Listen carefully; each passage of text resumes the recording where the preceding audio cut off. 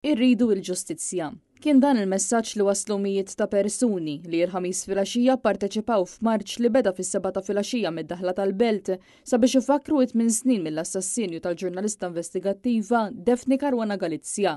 Numru ta' attivisti, ġurnalisti, raba u personalitajiet inaqdu fl-imkien u imxew sa' qudiem il-qorti, iżommu f'idejhom ritratti ta' Caruana Galizia u bener bil-kliem verità, memorja, libertà għal demokrazija li tixraq niġġieldu għaliha. Intant qudiem il-qorti imbagħad saret il-velja li ġiet indirizzata minn numru ta' kelliema li l-koll fakru il-legat tagħha.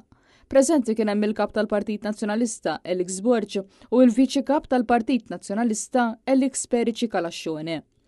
Andrew Drago, membru tal-Front Żgħażagħ għall-Ambjent, fakkar li l-assassinju ta' Daphne Caruana Galizia huwa dulur nazzjonali u timbru iswed fuq l-istorja ta' pajjiżna.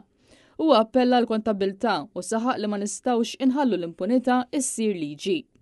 Clemence Dujardin li hija attivista ta' Occupy Justice tkellmet dwar l-impatt li ħalla dak kollu li kitbet Daphne fuq is-soċjetà Maltija u lilin. Hija sostniet tista' toqtol mara imma ma tistax toqtol dak li tirrappreżenta. Minnaħa tiegħu il-ġurnalist Taljan Giuseppe Giulietti tenna li l-ġurnalist għandu kemm id-dritt kif ukoll id-dmir li jippubblika kwalunkwe aħbar ta' interess pubbliku u relevanza soċjali.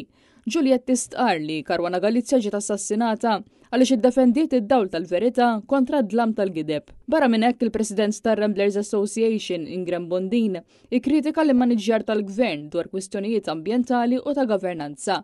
Bondin saħal li l-awtoritajiet qed jinjoraw ir-rabja tan-nies u akkuża lil Robert Abela li qed jibqa' jsabbat saqajh. Matul din l-istess żvelja tkellmet il-President ta' Repubblika Vicky Cremona li semmiet il-ġlida kontinwa għall-ġustizzja. Dan fil-waqt li tkellem ukoll l-ex-rapporter għall-Assembleja Parlamentari tal-Kunsill tal-Ewropa Peter Omtzigt.